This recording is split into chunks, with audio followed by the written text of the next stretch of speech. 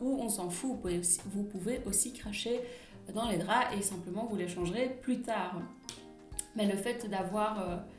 Enfin voilà, c'est pas très sexy non plus d'avoir son paquet de sopalin pour recracher du sperme, c'est pas très glamour. Donc moi je trouve qu'en termes d'esthétique et d'érotisme, mieux vaut voilà, que ce soit dans les draps ou que ce soit, mais pas le faire en mode oh j'ai prévu de quoi recracher. Enfin c'est pas une dégustation, c'est pas une dégustation de vin ou de whisky. Enfin bref, voilà, vous avez compris.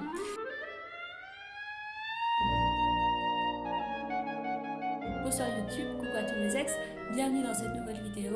Le sujet du jour, avaler ou ne pas avaler le sperme lors d'une fellation, la grande question existentielle, on y répond aujourd'hui. Faut-il ou ne faut-il pas avaler? En fait, c'est une fausse question, bien évidemment, mais je l'aborde de cette manière-là parce qu'il y a beaucoup de femmes qui se la posent parce qu'elles n'ont pas envie de le faire, parce que ça les dégoûte. Mais en fait, ce qu'elles n'ont pas compris, c'est que ce qui importe pour leur partenaire, en fait, ce que les hommes ont envie de pouvoir faire, ce qui les excite le plus, c'est de pouvoir éjaculer dans la bouche de leur compagne, enfin en tout cas de leur partenaire. Ce n'est pas forcément qu'elles avalent, ça c'est secondaire, ça arrive dans un second plan. Mais dans un premier temps, ce qui va être excitant pour un homme, c'est de pouvoir se laisser complètement aller, de pouvoir s'abandonner à vous, de pouvoir, oui, vraiment lâcher prise pendant que vous lui faites une fellation, pendant qu'il a du plaisir. Et s'il doit s'arrêter, se retirer, se concentrer, jouir à l'extérieur, dans le froid, dans le froid aride, ce n'est pas agréable, ça le coupe en plein orgasme. Exactement de la même manière que lorsque vous faites l'amour pendant une pénétration, s'il est tout d'un coup obligé de se retirer pour pouvoir éjaculer, et bien pareil, ça le coupe, ce n'est pas agréable. Donc pour une fellation, c'est exactement la même chose.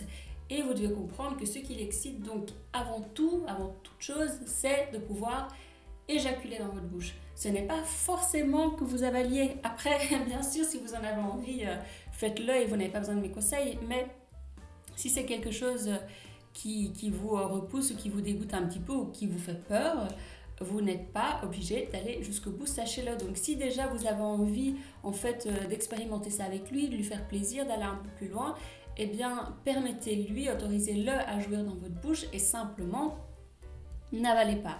Et c'est là que j'interviens pour vous donner des conseils, c'est que ce qui va être important, ce sera de le faire de manière qui ne soit pas en fait humiliante pour lui. Vous n'allez pas montrer que vous êtes dégoûté, vous n'allez pas courir aux toilettes. Enfin, j'ai vu pas mal de conseils que je ne trouvais pas très pertinents, qui peuvent être mal vécus par les hommes, qui peuvent être assez, ben oui, humiliants. Si vraiment ça vous dégoûte autant, ne le faites pas, quoi, parce que je pense qu'aucun homme n'a envie que sa copine lui dise ok d'accord je vais le faire et qu'au moment où il éjacule dans sa bouche, sa copine fasse trop dégueu. Vraiment ne faites pas ça. Mais je vais commencer plutôt par vous dire ce que je vous conseille de faire. Donc 3-4 options s'offrent à vous. La première, ça va être évidemment, surtout si vous êtes un petit peu timide, que vous n'avez pas envie de vous mettre en scène, de jouer avec, enfin, ça va être de profiter du moment où il est encore dans l'euphorie de son orgasme, de son éjaculation. Vous allez en profiter pour recracher discrètement sans qu'il le voie. Après ça peut être un jeu entre vous, mais sans qu'il le voie. Vous recrachez discrètement où vous pouvez, dans un essuie, dans une serviette, dans un sempalin, où on s'en fout. Vous pouvez aussi cracher dans les draps et simplement vous les changerez plus tard. Mais le fait d'avoir... enfin voilà, c'est pas très sexy non plus d'avoir son paquet de sopalin pour recracher du sperme, c'est pas très glamour. Donc moi je trouve qu'en termes d'esthétique et d'érotisme, mieux vaut...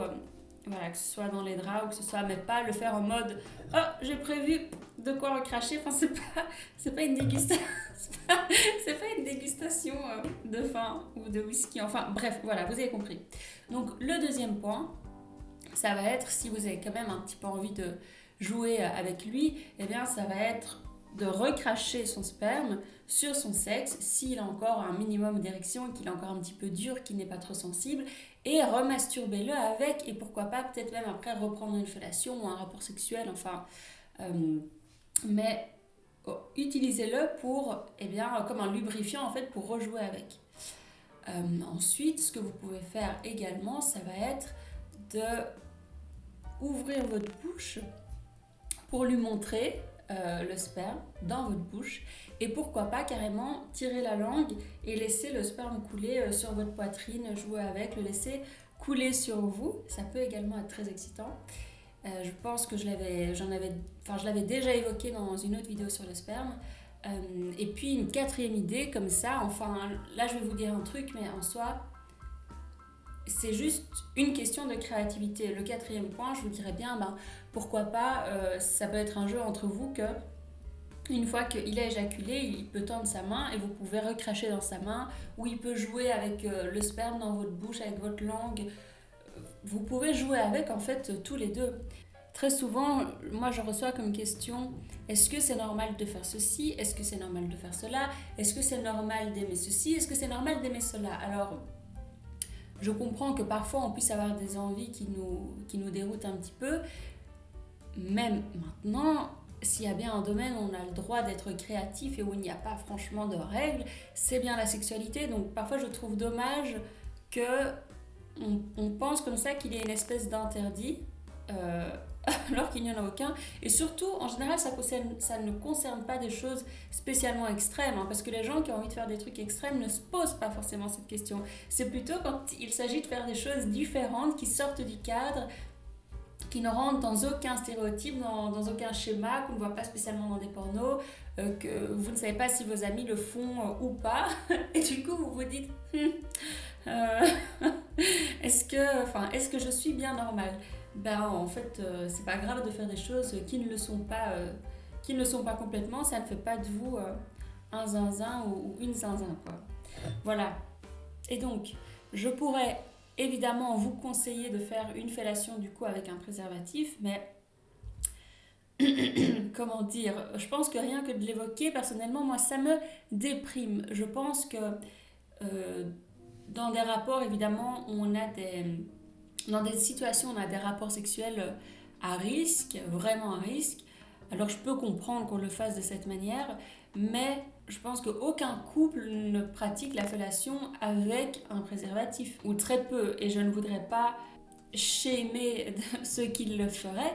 Tout simplement, dites-moi en commentaire pourquoi est-ce que vous le faites de cette manière, parce que de ce que moi j'ai pu vivre et des témoignages que j'ai pu avoir, personne n'aime le faire comme ça. Que ce soit recevoir une fellation de cette manière ou faire une fellation de cette manière.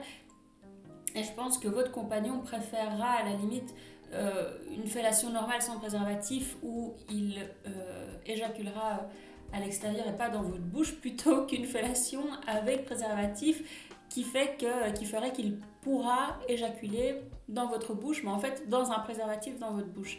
Voilà.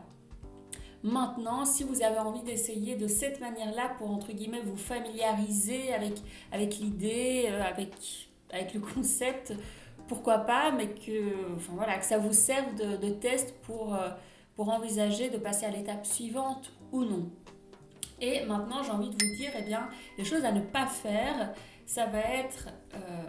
je ne vais pas vous dire de ne pas le faire avec un préservatif, et je viens de vous dire pourquoi. Par contre, vraiment, les choses à ne pas faire, c'est de déjà prendre un air dégoûté au moment où vous avez son sperme en bouche, de faire vraiment la pire grimace de votre vie. Ne faites pas ça, c'est insultant, c'est grossier, ce n'est pas élégant, c'est vulgaire, humiliant, ne faites pas ça.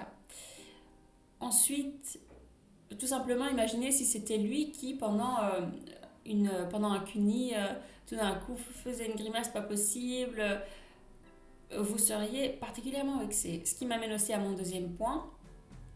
Ne dites pas c'est dégueu, ça pue. Ne dites pas ça non plus pour les mêmes raisons que le point précédent. Et puis également, ne courez pas aux toilettes pour aller recracher ça comme si vraiment c'était... Non seulement c'est dégueu de l'avoir en bouche, mais c'est même dégueu de le voir et vous voulez que ce soit disparu le plus vite possible, et du coup vous allez courir aux toilettes pour cracher ça dans le lavabo ou dans la toilette et vite tirer la chasse ou faire couler le robinet. Si ça vous dégoûte à ce point, alors franchement ne le faites pas. Et si ça vous semble aussi dégoûtant que vous n'avez même pas envie un petit peu de l'avoir sur vous, de le recracher devant votre partenaire, enfin, je trouve que c'est un petit peu rude. Typiquement, c'est comme, imaginez, pareil, votre compagnon vient de vous faire un cuni et il court se laver les dents à la salle de bain. Franchement, c'est insultant, c'est blessant. Après, vous allez être super complexé, vous allez vous dire, mais enfin, est-ce que je sens mauvais il ne m'aime plus. Parce que c'est pas juste physique, ça va aussi être affectif. Quand l'autre comme ça a l'air d'être dégoûté par nous, c'est très blessant. On se dit mais en fait il m'aime pas, en fait il m'utilise, ou en fait, enfin c'est pas chouette. Donc moi j'ai vu qu'on donnait pas mal ce conseil là, mais je trouve que c'est un mauvais conseil et je ne vous encourage pas à le faire. Et voilà, et puis pour ceux qui auront envie d'encore plus de conseils, je vous invite à regarder mon autre vidéo sur les jeux spermiques, les jeux à faire avec le sperme, qui a eu pas mal de succès. Donc pourquoi pas, si vous avez envie d'aller un petit peu plus loin, d'aller regarder cette vidéo. Et voilà, je pense que je vous ai tout dit.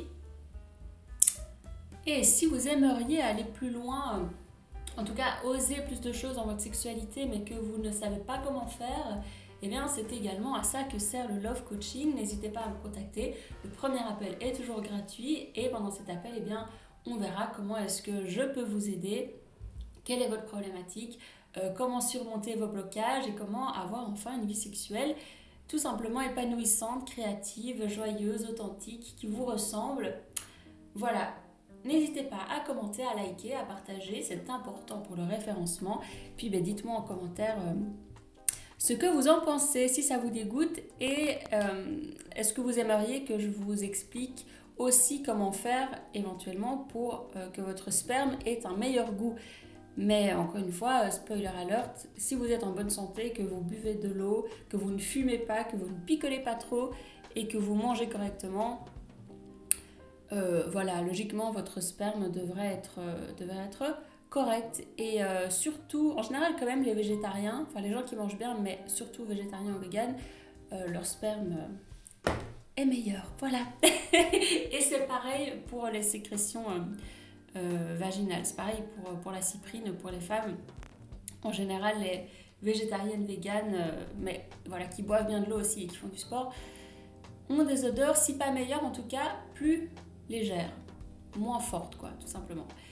Et sur ces belles paroles, je vous laisse. Bonne soirée YouTube et bisous à tous mes ex.